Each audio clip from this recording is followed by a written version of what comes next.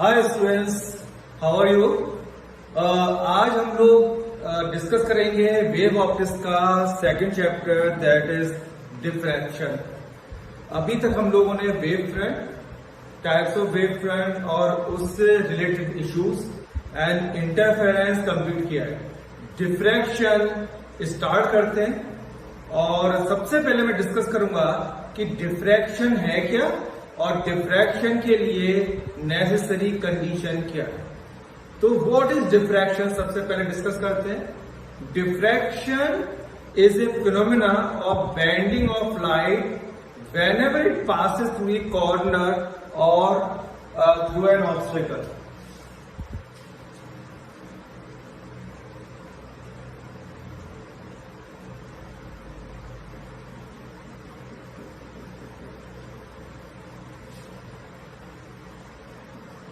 Diffraction is a phenomena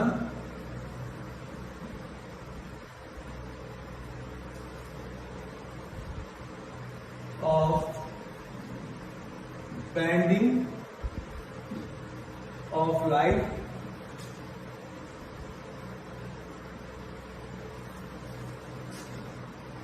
through the corner of an obstacle or aperture.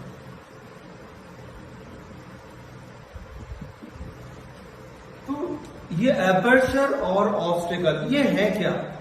Light अगर मेरे पास आ रही है और मैंने अपना हैंड कर दिया तो लाइट इसको क्रॉस नहीं कर सकती, इसको पेनिट्रेट नहीं कर पाएगी। ठीक है, अगर मैंने आइस की आ गई है रख लिया पाम तो मुझे कुछ नहीं दिखाई देगा। तो ये ऑब्स्टिकल है जो लाइट को ट्रांसमिट नहीं करने देता, ये ऑब्स्टिकल है। और इस ऑब्स्टिकल को होल्ड कर दो तो ये हो गया एपर्चर। तो ऑब्स्टिकल और एपर्चर के कॉर्नर से जब भी लाइट पास होती है तो अपने ओरिजिनल पास से डेविएट हो जाती है, बेंड हो जाती है। This bending is termed as diffraction. आपने लाइट में बेंडिंग एक जगह और देखा दोस्तों, और वो था रिफ्रैक्शन। रिफ्रैक्शन में भी लाइट अपने ओरिजिनल पास से डेविएट हो जाती है, बट उस डेविएशन में और इस डेविएशन में एक बहुत बड़ा डिफरेंस है। उसमें डेविएशन होता था because of change in medium, लेकिन यहां पर सेम मीडियम में डिफ्रैक्शन हो रहा है। जैसे मान लो एयर से लाइट आ रही है, एयर में जा रही है, एयर से एयर में ही डेविएशन हो रहा है, किसमें, डिफ्रैक्शन में। और रिफ्रैक्शन में मीडियम जब चेंज होता था तो ओरिजिनल पाथ से डेविएट होती थी। तो दोनों डेविएशन में आपको डिफरेंस पता होना चाहिए। यहां पे डिफ्रैक्शन में जैसे ये कॉर्नर है, लाइट जब इस कॉर्नर से पास होगी तो ओरिजिनल पाथ से बेंड हो जाएगी। दिस बेंडिंग या this deviation is termed as diffraction. But diffraction के लिए एक कंडीशन है, वो कंडीशन मैं आपके साथ अभी डिस्कस करूंगा। लेकिन सबसे पहले डिफ्रैक्शन किस किस टाइप की वेव में पॉसिबल है। आंसर है एवरी टाइप की वेव में डिफ्रैक्शन पॉसिबल है, चाहे वो मैकेनिकल वेव हो, चाहे इलेक्ट्रोमैग्नेटिक वेव हो, चाहे नेचर कैसी हो, ट्रांसवर्सल है, लॉन्गिट्यूडल नेचर है वेव की, सब में डिफ्रैक्शन देखने को मिलेगा। बट कंडीशन एक ही है। क्या है condition?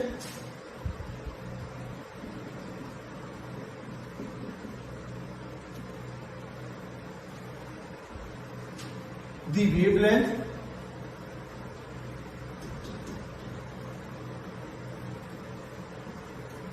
of light must be comparable with the size of obstacle or aperture। या इससे छोटा हो, एपर्चर और ऑब्स्टेकल के कंपेरेबल हो, यानी उसके आसपास हो, उससे छोटा हो तब भी चलेगा। तो डिफ्रैक्शन के लिए ये इकलौती कंडीशन। डिफ्रैक्शन सिर्फ और सिर्फ आप तभी देखोगे जब ये कंडीशन फुलफिल होगी, राइट। तो इसमें बड़ा कॉमन सा क्वेश्चन आता है कि diffraction is very common in sound but it is not so common in light. Why? Diffraction is very common in sound wave,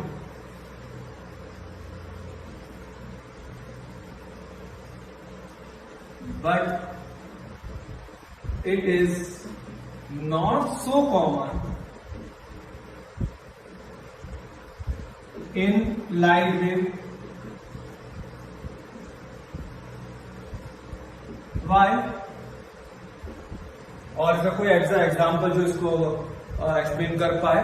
देखो, सबसे बड़ा रीजन है जो साउंड वेव होती है उनकी वेवलेंथ होती है, बड़ी वेवलेंथ होती है उनकी। ये साउंड वेव है, इनकी वेवलेंथ होती है बड़ी, और जो लाइट वेव है उसकी वेवलेंथ होती है वेरी स्मॉल, वेरी स्मॉल।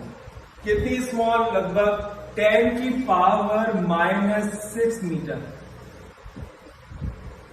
इतनी वेवलेंथ होती है लाइट की। साउंड की काफी बड़ी होती है, और जो कंडीशन बता रही है कि अगर डिफ्रैक्शन होना है तो साइज ऑफ अपर्चर या ऑब्स्टेकल कंपेरेबल होना चाहिए। हमारे डे टू डे लाइफ में साउंड वेव की वेवलेंथ कंपेरेबल तो काफी ऑब्स्टेकल या अपर्चर होते हैं, तो साउंड में डिफ्रैक्शन बहुत कॉमन है। बट 10⁻⁻⁶ मीटर जो लाइट की वेवलेंथ है ऑन एन एवरेज, तो इतने fine aperture day to day life में पॉसिबल नहीं होते, स्पेशली बनाना पड़ता है उनके लिए। तो लाइट में जो डिफ्रैक्शन की फिनोमेना है वो इतनी कॉमन नहीं है, और लाइट में काफी कॉमन है। मैं एग्जांपल देता हूं। मान लो आप मेरे सामने बैठे हैं और मैं बोर्ड, एक हार्ड बोर्ड की इतनी बड़ी एक बॉल रेज करता हूं कि आप मेरी आवाज फिर भी सुन सकते हो, आप मुझे सिर्फ देख नहीं सकते। आप मुझे सुन क्यों पा रहे हो और देख क्यों नहीं पा रहे? बिकॉज जो साउंड वेव है वो इस बोर्ड की विड्थ के कंपेरेबल है वेवलेंथ, तो साउंड वेव का डिफ्रैक्शन हो रहा है, और साउंड वेव जो जा रही थी ऊपर वो इस वॉल से डिफ्रैक्ट होके बैंड हो गई और आपके कानों से चली गई।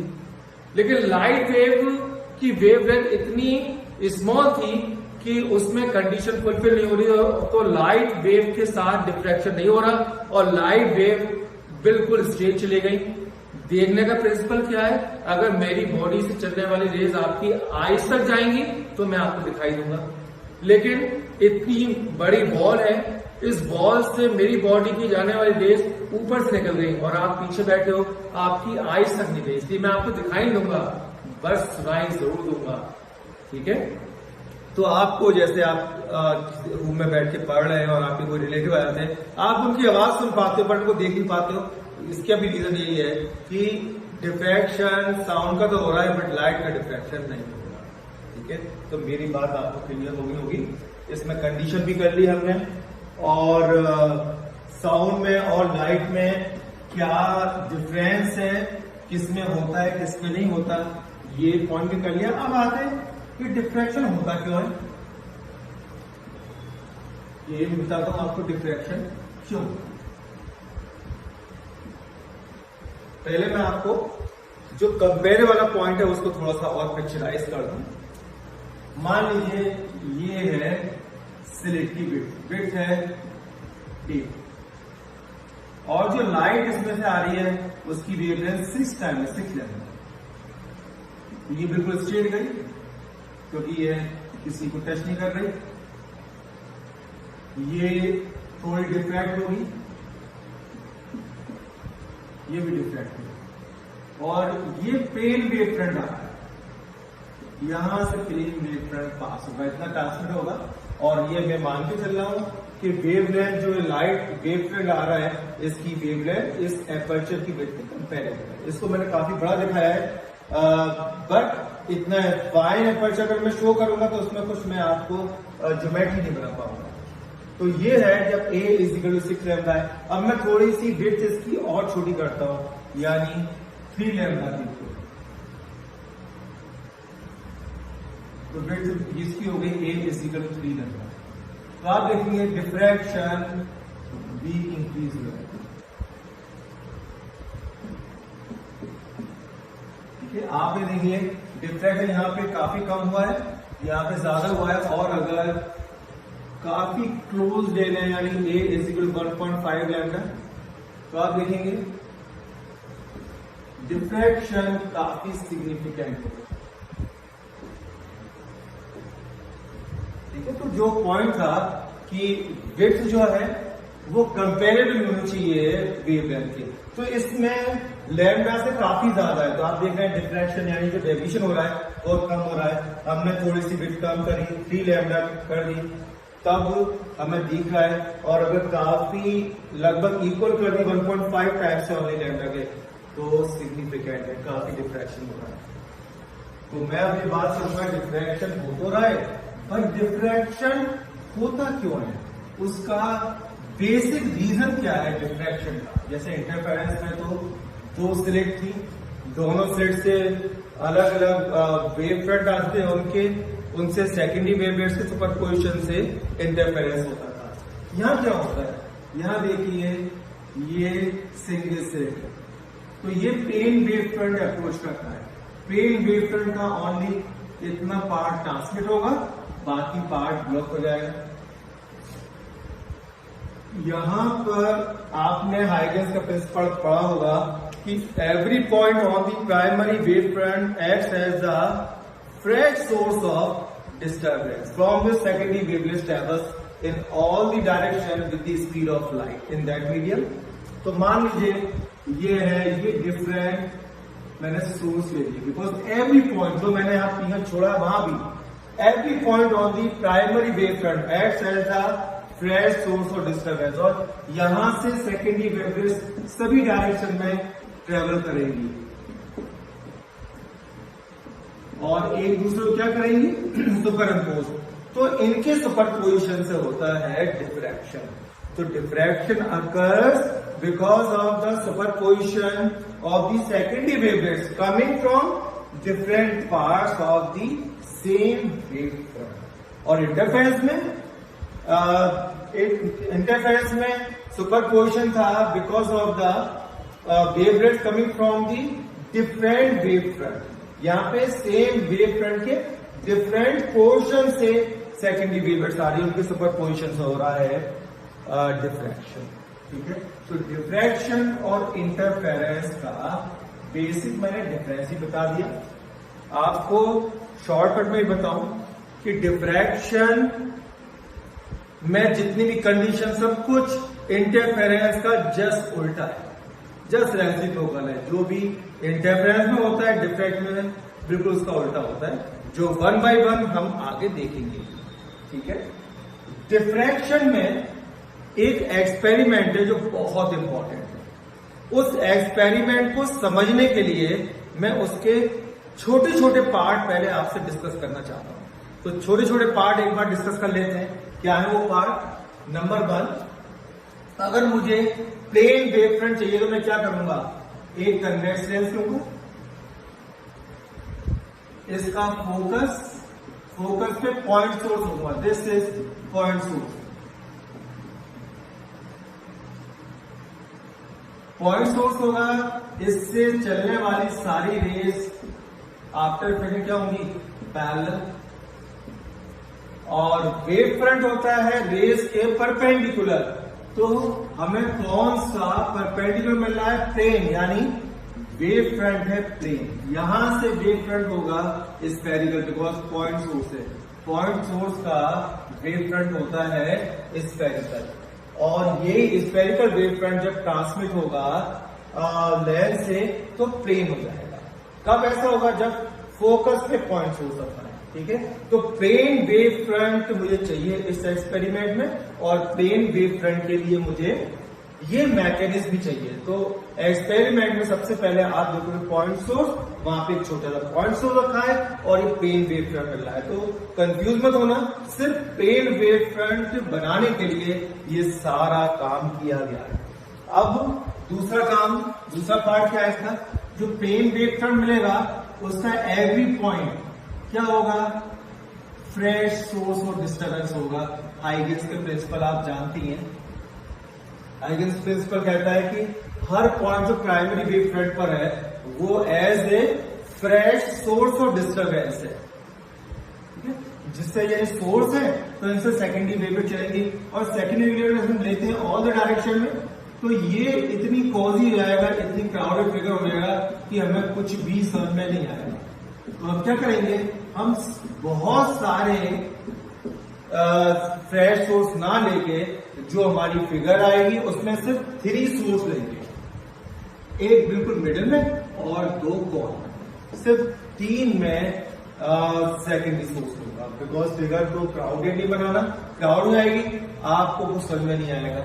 दूसरी बात, अगर मैं एक सोर्स से ऑल द डायरेक्शन में वेवलेस हूं तब भी क्राउडेड हो जाएगी। तो इससे बचने के लिए मैं क्या करूंगा, सिर्फ 2 पेयर लूंगा हर सोर्स से, एक प्रिंसिपल एक्सिस के पैरेलल वाली, ये वेवलेट्स है जो प्रिंसिपल एक्सिस के पैरेलल, और जो पैरेलल नहीं है, जो नहीं है यानी कि ये भी नहीं है, ये नहीं है, ये इन सब का जो लीडर होगा वो होगा ये, यानी थीटा डिग्री। तो एक वेवलेट्स में लूंगा थीटा डिग्री। तो थीटा डिग्री वाली जो वेवलेट्स है वो जो पैरेलल वेव नहीं है सबको रिप्रेजेंट कर रही है ये। तो मैं 2 सेकेंडरी वेवलेट्स लेके चलूंगा, एक जो प्रिंसिपल एक्सिस पैरेलल, तीनों में से तो 3 आ गई प्रिंसिपल एक्सिस पैरेलल और 3 आ गए जो थीटा डिग्री पर है। थीटा डिग्री वाली इन सबको रिप्रेजेंट करेगी, इसको इन सबको ना बना के इन सब की जगह मैंने एक इनका लीडर बना दिया है।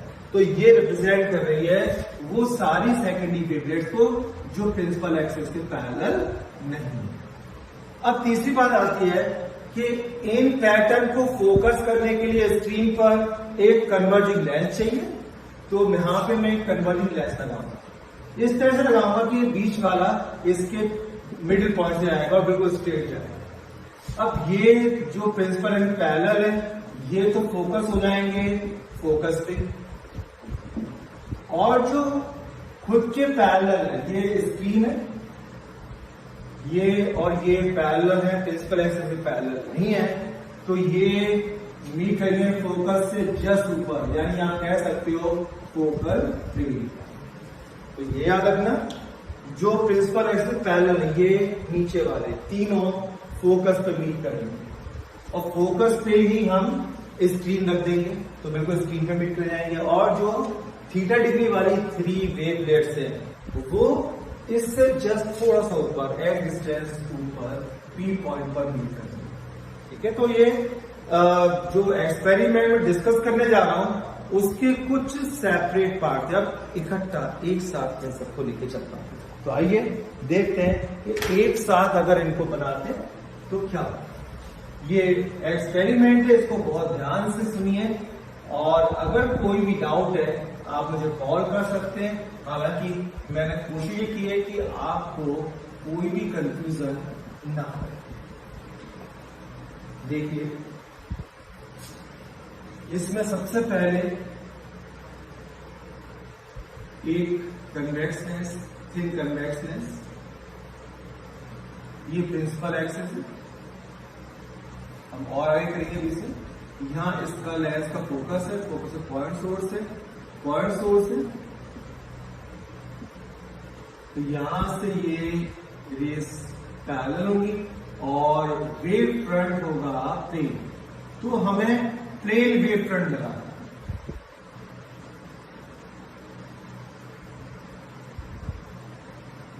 Plane wave front.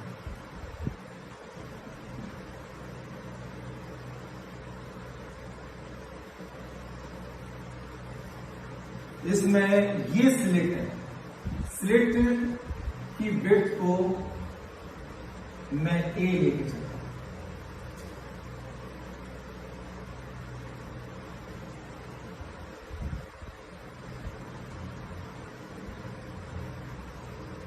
ठीक है, तो ये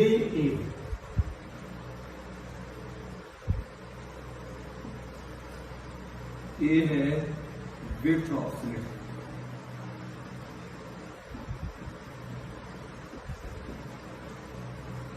इस स्लिट की विड्थ है, ये जो बीम स्लिट जहां से की लाइट पास होगी, तो वेव फ्रंट का ऊपर वाला हिस्सा ब्लॉक हो गया, नीचे वाला हिस्सा ब्लॉक हो गया, ओनली इतना पोर्शन जितनी विड्थ है उसमें से निकलेगी। और विड्थ हम मान के चल रहे हैं कि विड्थ इसकी वेवलेंथ कंपेरेबल है और इसलिए डिफ्रैक्शन होगा।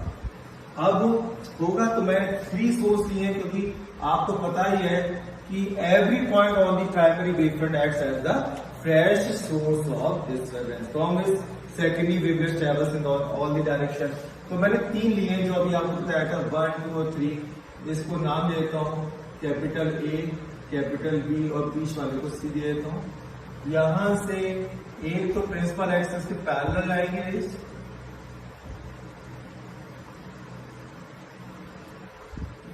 और एक जो थीटा डिग्री पर है।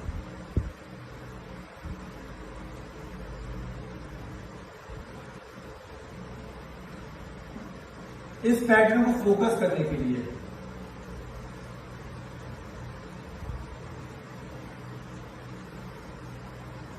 एक लेंस ले लिया मैंने और ये स्क्रीन है,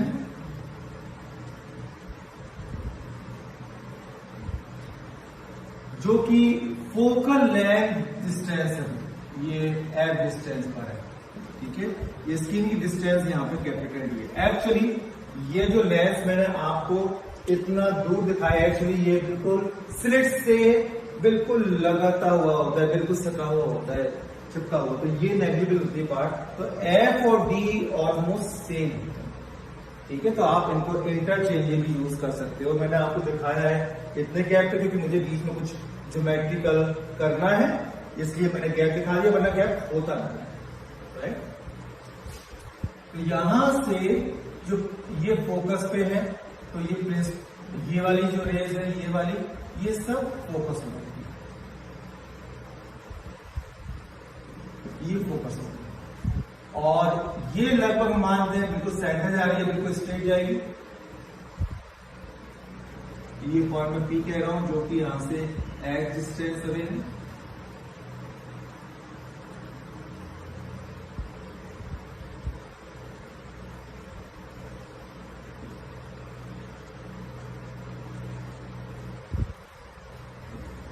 हमने देखा सारी थीटा वाली पी पे आ गई और जो प्रिंसिपल से पैरेलल थी वो इस पे आ गई, इसको हम ओ नाम भी देते हैं। तो ये आपका एक्सपेरिमेंट था। अब मुझे करना क्या है, जो सोर्स ए है और जो सोर्स बी है, यहां से सेकेंडरी वेवलेट जो पी पे पहुंच रही है वो ये वाली है, ये और ऊपर वाली। ठीक है, इसको थोड़ा स्ट्रेट बनाया था।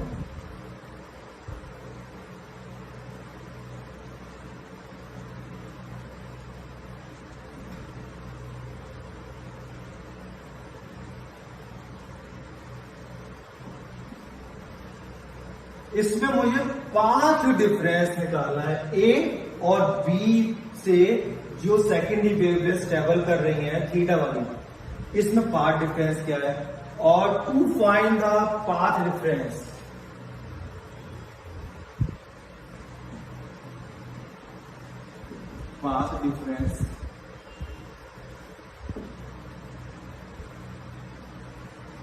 in secondary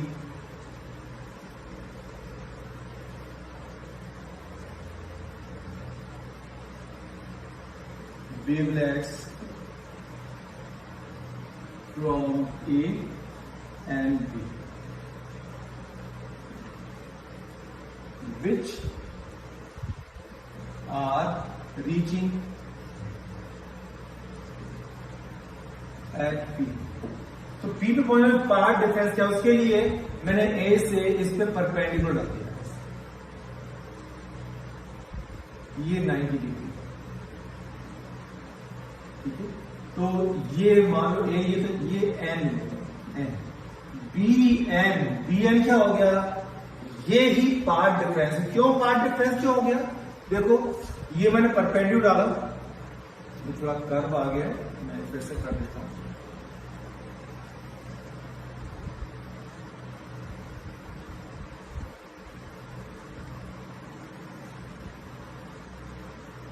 ये ठीक है।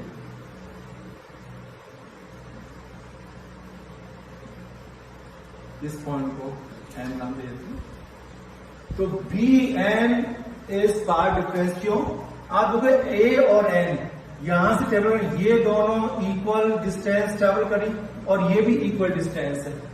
तो ये वाली जो वेवलेट्स है वो b n distance extra travel करके आई है। आई रिपीट, फिर से देख लीजिए, ए और एन थोड़ा बी से आगे पॉइंट है, एन जहां से परपेंडिकुलर ड्रॉ किया है, ए और एन से जो वेवलेट्स डिस्टेंस ट्रेवल कर रही है, ये दोनों डिस्टेंस इक्वल होंगी और ये वाली डिस्टेंस भी इक्वल होंगी, यानी ए से पी तक की और एन से पी तक की डिस्टेंस इक्वल है और बी एन एक्स्ट्रा है। तो जो एक्स्ट्रा डिस्टेंस ट्रेवल होती है वही तो पार्ट डिफरेंस है। So path difference is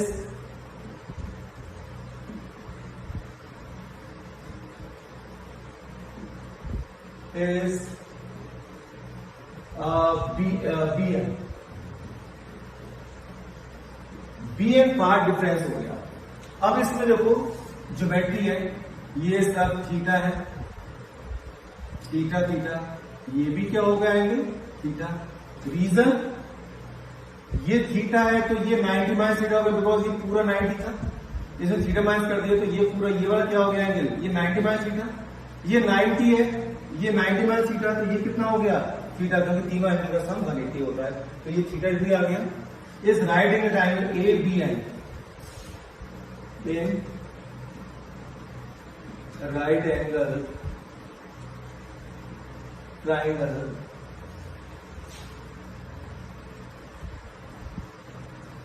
a b N,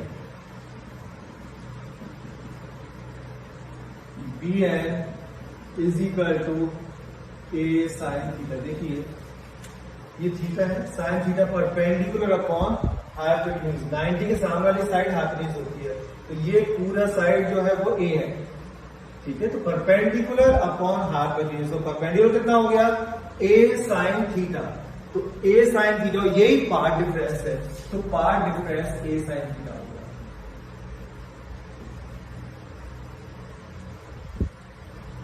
अब सारा खेल पार्ट डिफरेंस से ही चलेगा, इस पर ध्यान देना। मैं एक बार आपको ब्रीफ कर लूं, मैंने एक पॉइंट सोर्स लिया, इस पॉइंट सोर्स से रिफ्रैक्शन के बाद हमें प्लेन वेव फ्रंट मिला और ये माना ये स्लिट जो है ए बी स्लिट, ये इसकी विड्थ कंपेरेबल है इस प्लेन वेव फ्रंट के, तो प्लेन वेव फ्रंट से डिफ्रैक्शन होगा। इसके लिए मैंने 3 सोर्स लिए हैं, ए सी बी, एक प्रिंसिपल पैरेलल लिए वेवलेट्स और एक थीटा बी लिए। थीटा बी वाले पी पर फोकस हो जाते हैं और प्रिंसिपल एक्सिस वाले ओ पे फोकस आते हैं। एक्चुअली ये फोकल पॉइंट ही है लेंस का, इसलिए ओ पे फोकस हो गया। मुझे पार्ट डिफरेंस देना था, ए और बी से जो वेवलेट्स ट्रेवल कर रही हैं पी पे पहुंच रही है, और मैं पार्ट डिफरेंस, उसके लिए मैंने ए एन परपेंडिकुलर डाला और बी एन ही पार्ट डिफरेंस, क्योंकि बी एन एक्स्ट्रा डिस्टेंस है, एन और ए से ये डिस्टेंस इक्वल और ये डिस्टेंस इक्वल, तो ये एक्स्ट्रा, यही पाथ वाला डिफरेंस है। तो बी एन आता है ए साइन थीटा, अगर इस राइट एंगल ट्रायंगल को कंसीडर करें। अब मुझे करना क्या है, जो ए साइन थीटा है वो पार्ट डिफरेंस 2 कैटेगरी का हो सकता है, या तो हो सकता है एन लैम्डा या हो सकता है 2n+1 लैम्डा बाई 2। 2n+1 एक और नंबर होता है। आप सोच रहे होंगे 2n-1 भी तो ले सकते हैं, यस ले सकते हैं, बट यहां नहीं ले सकते। रीजन क्या है, अगर 2n-1 लेते हैं और n 1 पुट करते हैं तो लैम्डा बाई 2 आएगा। लैम्डा बाई 2 पर हमें कोई भी पैटर्न नहीं मिलेगा, ना मैक्सिमम ना मिनिमम। डिफ्रैक्शन में 2 पैटर्न होते हैं, जैसे इंटरफेरेंस में होता है ना, कंस्ट्रक्टिव इंटरफेरेंस और डिस्ट्रक्टिव इंटरफेरेंस, एक ब्राइट फ्रिंज और एक डार्क फ्रिंज, मैक्सिमम और मिनिमम। यहां भी होता है मैक्सिमम और मिनिमम। तो मैक्सिमम मिनिमम दोनों में से कोई भी कंडीशन नहीं मिलेगी। अगर मैं 2n-1 ले लूं तो 2n-1 लेने पर n 1 पुट करने पर लैम्डा बाई 2 आता है। तो अगर पार्ट डिफरेंस लैम्डा बाई 2 होगा तो कुछ भी ना मिनिमम मिलेगा ना मैक्सिमम मिलेगा। इसलिए स्ट्रेटेजी है 2n+1 लेने पर एन 1 पुट करेंगे 3 λ/2 आएगा, वहां पर हमें कुछ मिलेगा जो मैं भी डिस्कस करने जा रहा हूं।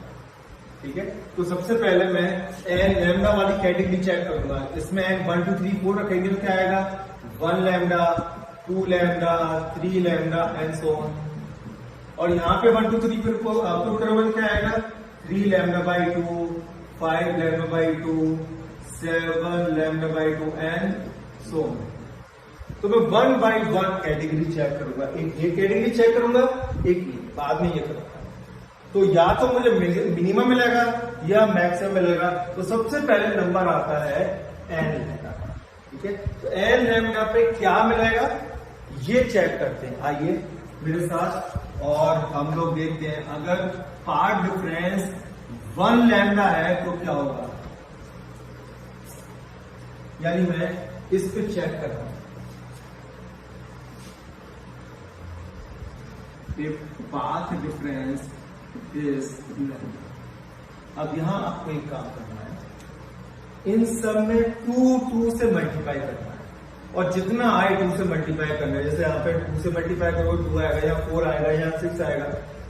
उतने ही पार्ट में ए बी स्लिट को इक्वली डिवाइड करना है। ठीक है, तो सबसे पहले यहाँ पे आप देखोगे 1 लैम्डा है, 1 को 2 से मल्टीप्लाई करो 2 लैम्डा। तो आप देखेंगे ये मैंने 2 पार्ट में डिवाइड कर दिया, ए बी को 2 इक्वल पार्ट में, तो ऑलरेडी डिवाइडेड है।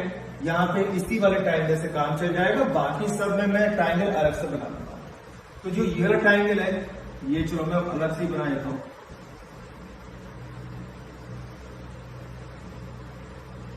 ए बी और बीच में है सी, यहां से बी एन के पैरेलल लाइन है, इसको लेते हैं कुछ ई, और B N is lambda. Path difference क्या था, पार्ट डिफरेंस है a sine theta, a sine theta क्या था बी एन क्या है यहां से यहां तक, और ये हमने क्या लिया है लैम्डा। तो पार्ट डिफरेंस लैम्डा। अब आप तो बीपीटी थ्योरम लगाओ या सिमिलर ट्रायंगल की थ्योरम लगाओ। सिमिलर ट्रायंगल आती है ना, करस्पॉन्डिंग साइड का रेशियो इक्वल होता है। ए सी और सी भी दोनों इक्वल है, एक्स ले लेते हैं, ये मान लो वाई है, तो a c upon a B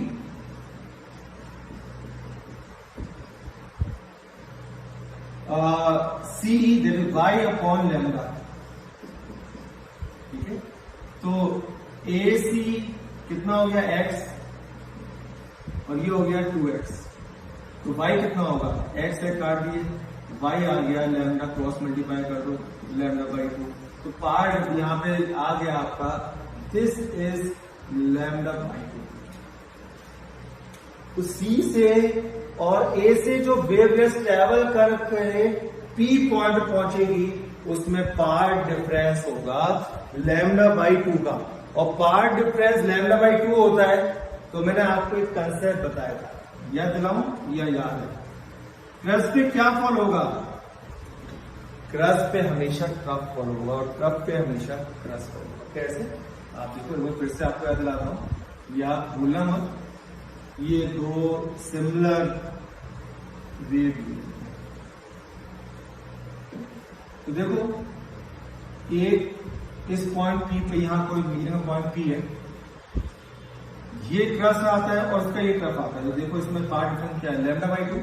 तो जब भी पार्ट डिफरेंस λ/2 होगा तो क्रस्ट पे ट्रफ फॉल होगा, ये क्रस्ट और ये ट्रफ होगा, तो लैम्डा प्लस λ/2 कितना हो गया 3 λ/2, 5 λ/2। तो जब भी λ/2 का ऑड इंटीजर मल्टीपल हो तो ये समझ लेना कि एक वेवलेंथ का क्रस्ट होगा तो दूसरे का ट्रफ होगा। क्रस्ट और क्रस्ट नहीं होंगे, ट्रफ और ट्रफ नहीं होंगे। क्रस्ट पे ट्रफ और होगा, क्रस्ट और ट्रफ क्या करते हैं एक दूसरे को कैंसिल, ये क्रस्ट है ये ट्रफ है, इसका ये ट्रफ है, कैंसिल कर देंगे। तो जब कैंसिल हो जाएंगे तो क्या मिलेगा मिनिमम।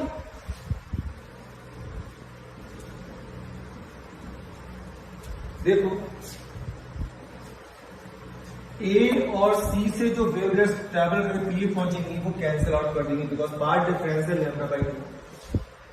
ए से 1 मिलीमीटर नीचे आओ यहां, और सी से भी 1 मिलीमीटर नीचे आओ, इन दोनों में पार्ट डिफरेंस कितना होगा λ/2।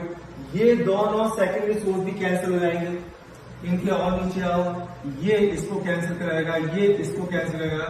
आप ये मान लो अपर हाफ में जितने भी सेकेंडरी सोर्स होंगे वो लोअर हाफ के करस्पॉन्डिंग सोर्स से कैंसिल हो जाएंगे। तो पी पॉइंट पर क्या मिलेगा? मिनिमम। तो अगर पार्ट डिफरेंस लैम्डा है तो मिनिमम मिलेगा। मैं इस पॉइंट को एक बार फिर से रिपीट कर देता हूं, अगर आपको समझ में ना आया हो। मैंने कहा ए और बी से जो वेवलेट्स सीधे पहुंच रही है, पार्ट डिफरेंस लैम्डा लेके चल रहा हूं। इसके डिस्कशन के लिए मैंने इस स्लिट को दो इक्वल पार्ट में डिवाइड किया, ए सी और सी बी। सी से बी एन के पैरेलल लाइन ड्रॉ की और इसकी जो लेंथ आई वो आई थी लैम्डा बाई 2। तो इसका मीनिंग होगा ए और सी से जो सेकेंडरी वेवलेट्स सीधे पहुंचेंगी वो एक दूसरे को कैंसिल आउट करेंगी, क्योंकि अगर पार्ट डिफरेंस लैम्डा बाई 2 है तो इसका मीनिंग होता है कि एक वेवलेट का क्रस्ट से दूसरे का ट्रफ फॉल होगा और एक दूसरे को कैंसिल आउट कर देंगे। तो ए और सी सोर्स कैंसिल होंगे, ए से नीचे वाला सी के नीचे वाले से कैंसिल होगा और अपर हाफ में जितने भी सोर्स हैं लोअर हाफ के सारे करस्पॉन्डिंग सोर्स से कैंसिल हो जाएंगे। ये वाला यहाँ से, ये वाला यहाँ से, ये वाला यहाँ से, सब करस्पॉन्डिंग सोर्स से कैंसिल होंगे और मिलेगा यहाँ पे मिनिमम। अब चेक करते हैं 2 लैम्डा पे। अगर path difference 2 lambda, A part difference is 2 lambda, 2 से मल्टीप्लाई को 2 टू 4, तो मुझे अब ए बी को 4 पार्ट में डिवाइड करना है। देखिए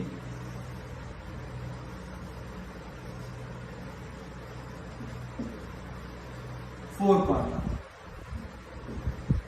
हर पार्ट x डिस्टेंस मानेंगे और यहां से बी एन के पैरेलल, ये वाला सेम ट्रायंगल मैंने यहां बनाने की कोशिश की है, यहां से बी एन के पैरेलल ड्रॉ कर और इसको निकालते हैं। ये अभी भी लैम्डा बाई 2 आएगा, बट आपको सामने निकाल के दिखाता हूं। मान लो ये y है और दिस इज 2 लैम्डा। तो देखिए सिंगल ट्रायंगल कौन से? ये वाला ट्रायंगल और ये बड़ा वाला ट्रायंगल, ये दोनों सिमिलर है, राइट? तो ये वाला part x upon 4x is equal to y upon 2y, y upon 2y, y से y कैंसिल हो गया, 2 2 या 4, x से x कैंसिल हो गया, तो क्या हो गया?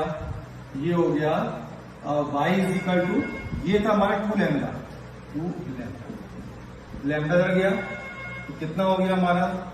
लैम्डा 2 2 या 4 लैम्डा बाई 2, तो y कितना आया? Lambda by 2। आप खुद अपने कॉपी पे करके देखते हैं। तो y upon 2 lambda, x upon 4, ठीक है? तो ये कैंसिल हो जाएंगे,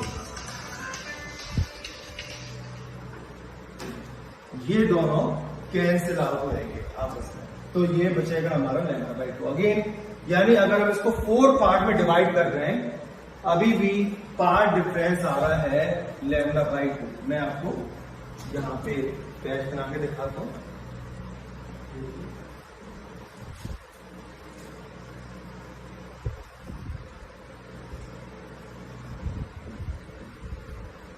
ये ए बी एन पार्ट था, ये स्क्रीन है मान लीजिए, यहां से पैरेलल, तो ये लैम्डा बाई 2 आया।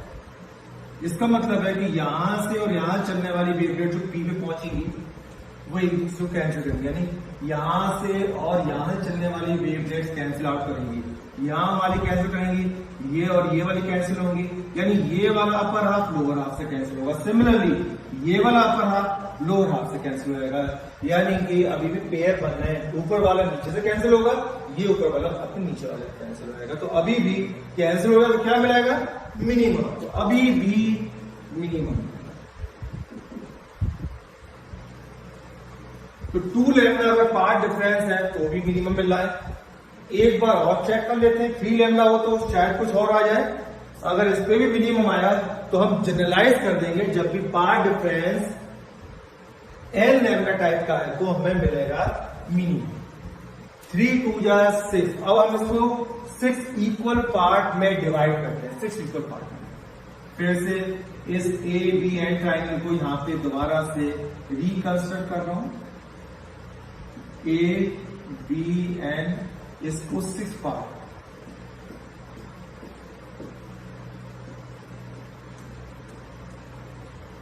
ज्यादा होगी,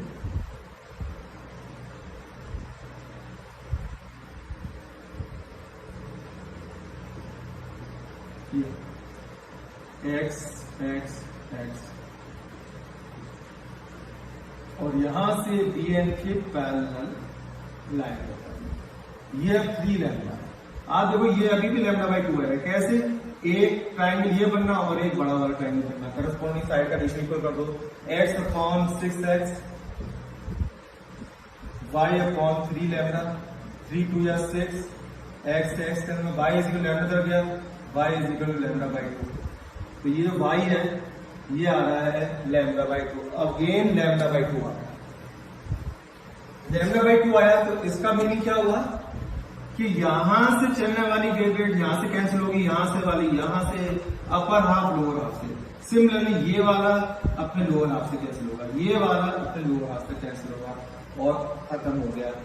तो यहां अगेन कैंसिल आउट हो जाएंगे सेकेंडरी वेवलेट्स अगर पार्ट डिफरेंस 3 रहता है। तो अब हम इसको जनरलाइज कर सकते हैं कि अगर path difference B N a sine theta अगर एन लैम्डा टाइप का है तो हमें 100% स्क्रीन पर मिलेगा मिनिमा, यानी मिनिमा सेकेंडरी मिनिमा, इसको सेकेंडरी मिनिमा भी बोलते हैं या सिर्फ मिनिमा बोल सकते हैं, ठीक है।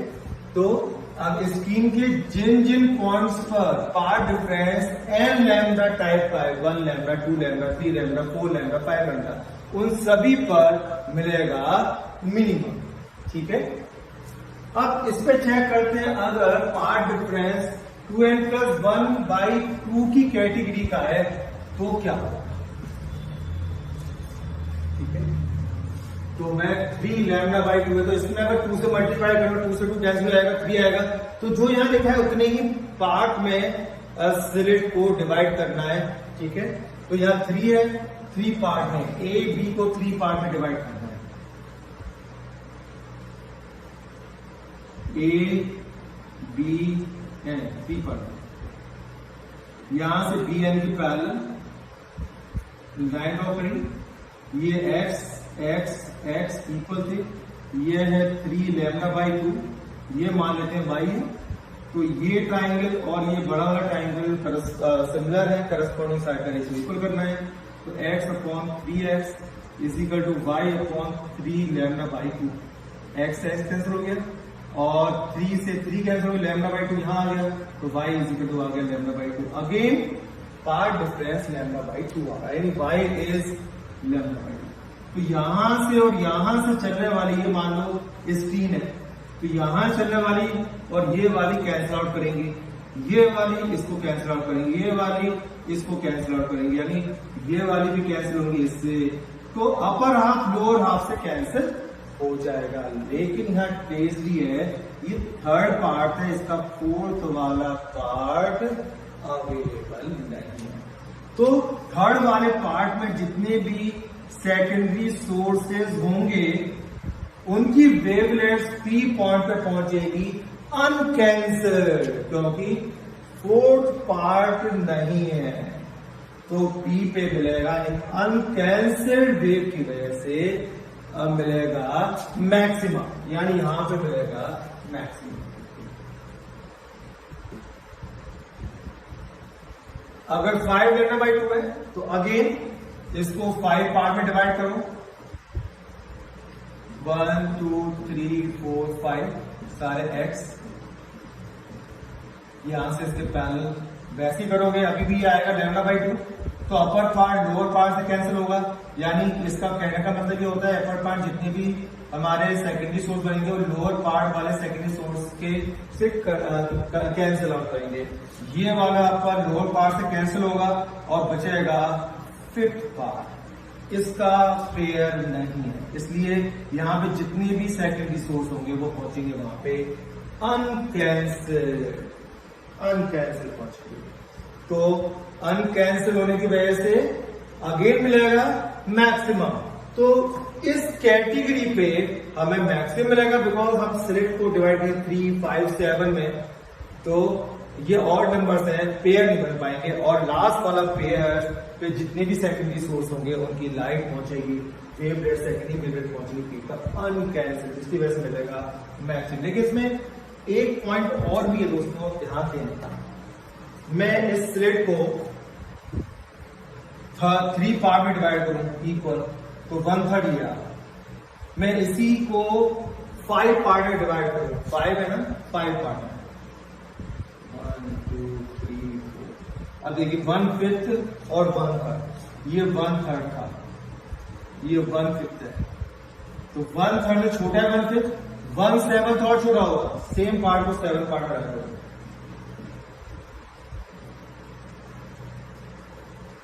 आप देखो 1 से और छोटा हो गया, यानी पहले में 1/3 में जितने भी सेकेंडरी सोर्स थे इन सब की लाइट पहुंचेगी अनकैंसल। तो ज्यादा सोर्स है, ज्यादा लाइट पहुंचेगी अनकैंसल, तो इसमें फर्स्ट मैक्सिमम की इंटेंसिटी सबसे ज्यादा होगी। दूसरा जो मैक्सिमम मिलेगा उसके बाद उसमें आप देखोगे इसकी विड्थ कम है, तो इस पे सोर्स के नंबर भी कम होंगे, तो इसमें कम लाइट पहुंचेगी, तो सेकेंडरी मैक्सिमा जो होगा उसकी इंटेंसिटी भी कम होगी। और थर्ड मैक्सिमा, उसमें आप देखो ओनली इतने पोर्शन की लाइट अनकैंसल पहुंच रही है, तो यहां पे लाइट और कम हो गई, तो थर्ड मैक्सिमा की इंटेंसिटी हो गई और भी कम। ये पॉइंट बहुत इंपॉर्टेंट है, इस पर ध्यान दीजिए। जिस तरह से इंटरफेरेंस में सारे कंस्ट्रक्टिव इंटरफेरेंस की इंटेंसिटी इक्वल होती थी, यानी सारी ब्राइट जो फ्रिंज बनती थी उनकी इंटेंसिटी इक्वल होती थी, यहां पे सारी जो ब्राइट फ्रिंज बनेंगे उनकी इंटेंसिटी इक्वल नहीं होगी। सेंट्रल जो होगी उसकी इंटेंसिटी होगी सबसे ज्यादा, जो पहली वाली है वो सेंट्रल वाली होगी, इसकी सबसे ज्यादा होगी। उसके बाद जो नेक्स्ट मैक्सिमम मिलेगा, यानी कि जो ब्राइट फ्रिंज मिलेगी उसकी इंटेंसिटी कम होगी, इक्वल होगी, और उसके बाद वाली और कम होगी। देखिए ये मैं ग्राफ की हेल्प से समझाता हूं।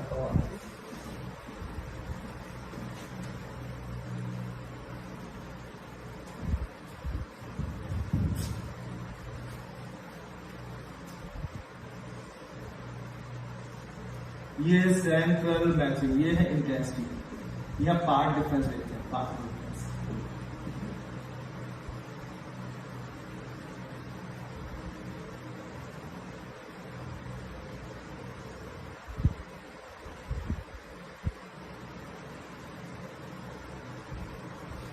आप देखो ये मिनिमम वाली कंडीशन, मिनिमम कौन सी होती है, एन लैम्डा, ये है 1 लैम्डा, ये 2 लैम्डा, ये 3 लैम्डा, यहाँ -λ, -2 लैम्डा, -3 लैम्डा, आप लोग कई लोग।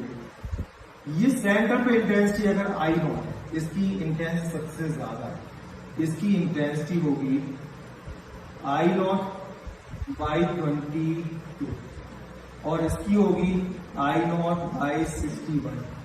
तो आप देखो यहाँ पे सक्सेसिव ब्राइट फ्रिंज की इंटेंसिटी बहुत तेजी से कम होती जाएगी, सबसे ज्यादा होगी इसकी सेंटर की, ठीक है, क्योंकि आपको रीजन पता ही है। पहले मैंने स्लिट को 1/3 डिवाइड किया था, ठीक है, तो 1/3 में 1/3 वाला अनकैंसल पहुंचा था पी पॉइंट पे, उसके बाद 1/5 और छोटा हो गया, वो लाइट अनकैंसल पहुंची, फिर 1/7 और कम लाइट अनकैंसल पहुंची। तो अनकैंसल लाइट मतलब मैक्सिमा, उसकी इंटेंसिटी सक्सेसफुली कम होती जाएगी। तो ये है आपका डिफ्रैक्शन का इंटेंसिटी वर्सेस पार्ट डिफरेंस। और अगर इंटरफेरेंस होता तो इंटरफेरेंस में सबकी इंटेंसिटी इक्वल होती, सबकी इक्वल होती। और दूसरा यहाँ पे क्या होता, मिनिमा का λ/2, 3 λ/2, कंडीशन भी चेंज है, -λ/2, ठीक है, -3 λ/2, इंटेंसिटी I0, इसकी भी I0, इसकी भी I0, ये इंटरफेरेंस, ये डिफ्रैक्शन। डिफ्रैक्शन में इंटेंसिटी वर्सेस पार्ट डिफरेंस का ग्राफ, और यहाँ इंटरफेरेंस में intensity versus path difference graph, सबकी इंटेंसिटी इक्वल है, यहाँ पे बहुत तेजी से कम हो रही है, ठीक है।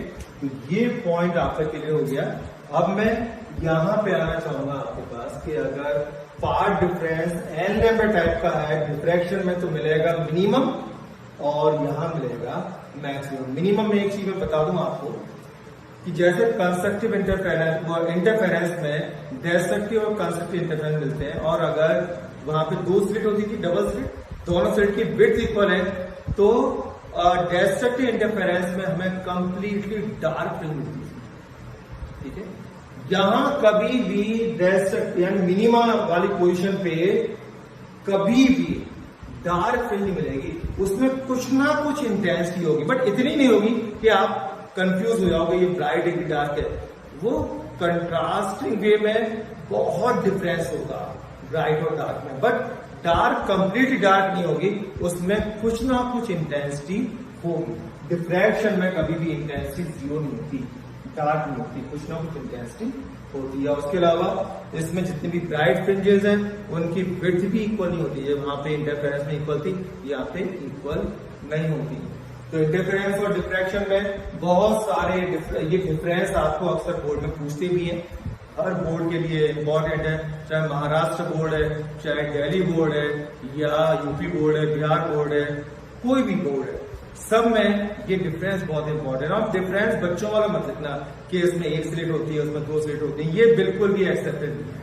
आप अच्छे से डिफरेंस देना कि डिफ्रैक्शन क्या है। Diffraction is a phenomena of superposition of the secondary waves coming from different parts of the same wavefront, and interference is the phenomena of the superposition of two waves coming from different wavefronts or different coherent wavefront से जो आ रही है उनके superposition interference हो रहा है। उसके अलावा इंटेंस ये वाला दे सकते हो, तो अच्छे डिफरेंस देना, मैंने 2 या 3 डिफरेंस पूछेंगे। ठीक है, तो मैंने अपनी जो बुक है उसमें ये सब मेंशन कर दिया। तो यहां पर मैं ये इसके बाद आगे जाना चाहूंगा कि अगर आपको nth ब्राइट फ्रिंज की एंगुलर पोजीशन या लीनियर पोजीशन निकालनी हो तो कैसे निकालोगे। ठीक है, बस कंडीशन याद रखना और बाकी मैं आपको तरीका बता रहा हूं। एंगुलर पोजीशन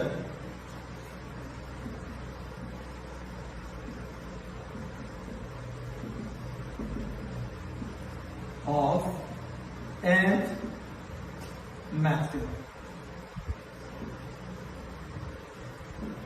यानी यहां पे मान लो ये है ब्राइट, फिर वो डार्क होगी, फिर ब्राइट डार्क, थर्ड ब्राइट होगी, यहां सेंटर से थीटा है,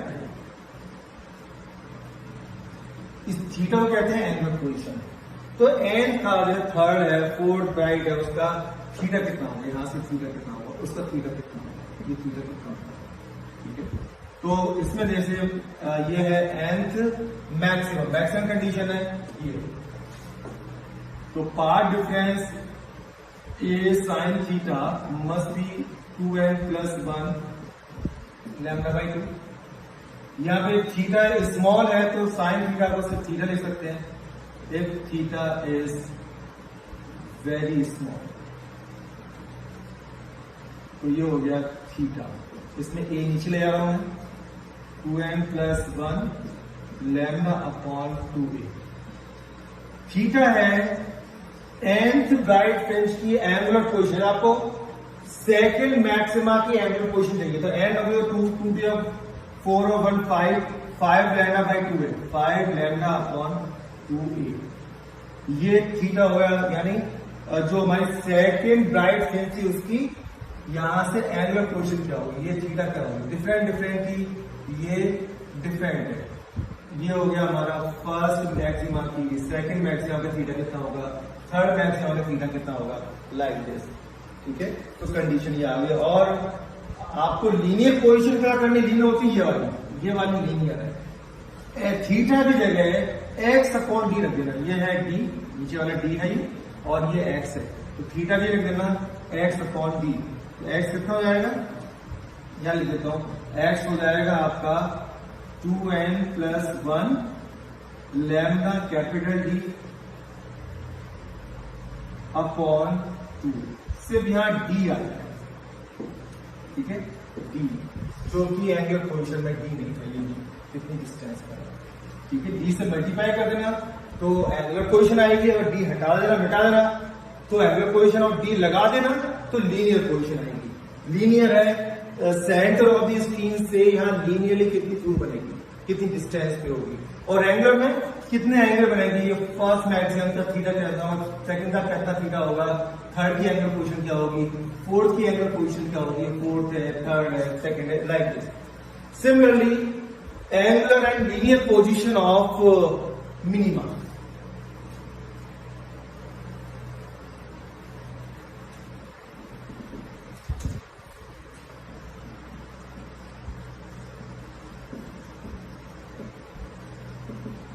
Angular position of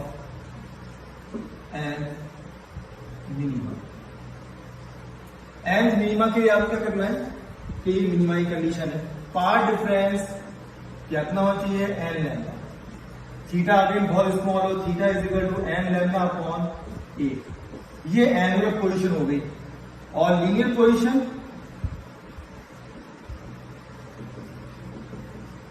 linear position के लिए थीटा के लिए लिख दे रहे हैं एक्स अपॉन डी, कि थीटा होगा एक्स अपॉन डी। थीटा अगर बहुत स्मॉल है तो इसको टेन थीटा मानते हैं, परपेंडिकुलर अपॉन बेस, इसलिए मैं इसको एक्स अपॉन डी लिख रहा हूं। डी से मल्टीप्लाई कर देना, यानी एक्स हो जाएगा एन लैम्डा डी अपॉन बेस। तो ये linear position of x minimum, और ये है एंगुलर पोजीशन। एंगुलर पोजीशन समझ गए ना, यहां से फर्स्ट मिनिमा का थीटा कितना होगा, सेकंड वाले मिनिमा का थीटा कितना होगा, थर्ड वाले मिनिमा का थीटा कितना होगा। तो एंगुलर वाली पोजीशन कितनी है और लीनियर वाली पोजीशन कितनी है, ये आप लगा सकते हो। तो चलते चलते में सेंट्रल मैक्सिमा, याद है इंटरफेरेंस में सेंटर पर मिनिमा भी मिल सकता है, मैक्सिमम मिल सकता है, यानी डार्क या ब्राइट में से कुछ भी मिल सकती है, लेकिन डिफ्रैक्शन में सेंटर पर सिर्फ और सिर्फ मैक्सिमा ही मिलेगा। उसकी विड्थ कितनी होती है ये मैं निकालना चाहता हूं, विड्थ ऑफ सेंट्रल मैक्सिमम। ठीक है, अब ये याद कर लेना, इसकी जरूरत नहीं है, मैं ये स्पेस यूटिलाइज कर दूंगा।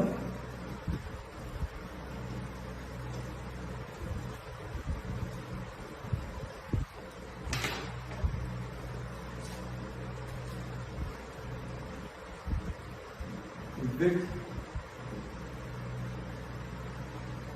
Of central maximum. देखिए ये सेंटर वाली लाइन जा रही है, यहां से यहां तक मैक्सिमम है, उसके ऊपर क्या होगा, डार्क। कौन सी डार्क, फर्स्ट डार्क। जो एक बात और ध्यान रखना, सेंटर से सेंटर लाइन है, जैसा पैटर्न ऊपर होता है ठीक वैसी कार्बन कॉपी नीचे भी होती है। तो यहां से यहां तक मैक्सिमम है, सिमिलरली यहां से यहां तक भी मैक्सिमम होगी। तो सेंट्रल मैक्सिमम यहां से यहां तक होगी। तो यहां पे दोनों तरफ ये है फर्स्ट मिनिमा, ये तो यहां से फर्स्ट मिनिमा स्टार्ट होगा। तो सेंट्रल मैक्सिमा है 2x विड्थ का, तो मैं x निकालूंगा और उसको डबल कर दूंगा, तो सेंट्रल मैक्सिमम की विड्थ रहेगी, राइट। हमें कैसे पता सेंट्रल मैक्सिमम यहीं पे खत्म हो रहा है, कि वहां से मिनिमम बननी शुरू करेगी। तो हमें निकालना है फर्स्ट मिनिमम की पोजीशन।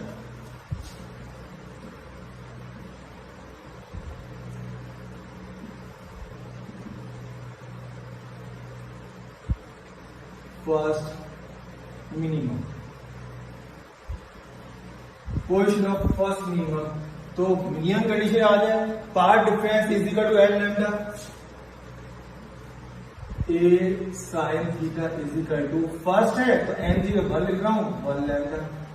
थीटा इज स्मॉल, तो थीटा हो गया लैम्डा अपॉन ए, और थीटा को लिख दो एक्स अपॉन डी, तो एक्स आ गया लैम्डा डी अपॉन, ये आ गई फर्स्ट मिनिमम पोजीशन, यानी यहां से यहां तक मैक्सिमम है। तो ये मुझे मैक्सिमम का हाफ आ गया, इसलिए विड्थ कितनी हो गई 2x, width of central maximum is equal to 2x और 2 लैम्डा डी ओवर ए। यहां पे मैं कैपिटल डी लिखा हुआ है, और मैंने आपको बताया था कि ये लेंथ बिल्कुल यहां से चिपका हुआ होता है, तो एफ और डी वर्चुअली सेम होते हैं। तो अगर आपको क्वेश्चन में फोकल लेंथ दिए डी है तो ये यूज कर सकते हो। विड्थ यहाँ पे 2 लैम्डा एफ अपॉन ए है स्लिट की विड्थ, ये और ये फॉर्मूले है सेंट्रल मैक्सिमम। तो यहां पे डिफ्रैक्शन वाला पार्ट आपका खत्म हो गया।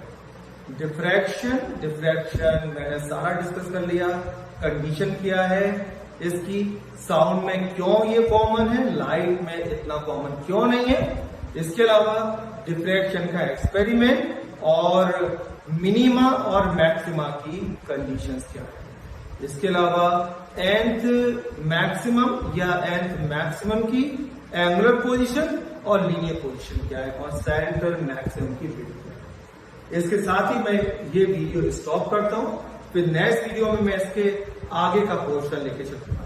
ठीक है, until then have a nice time, good bye, take care.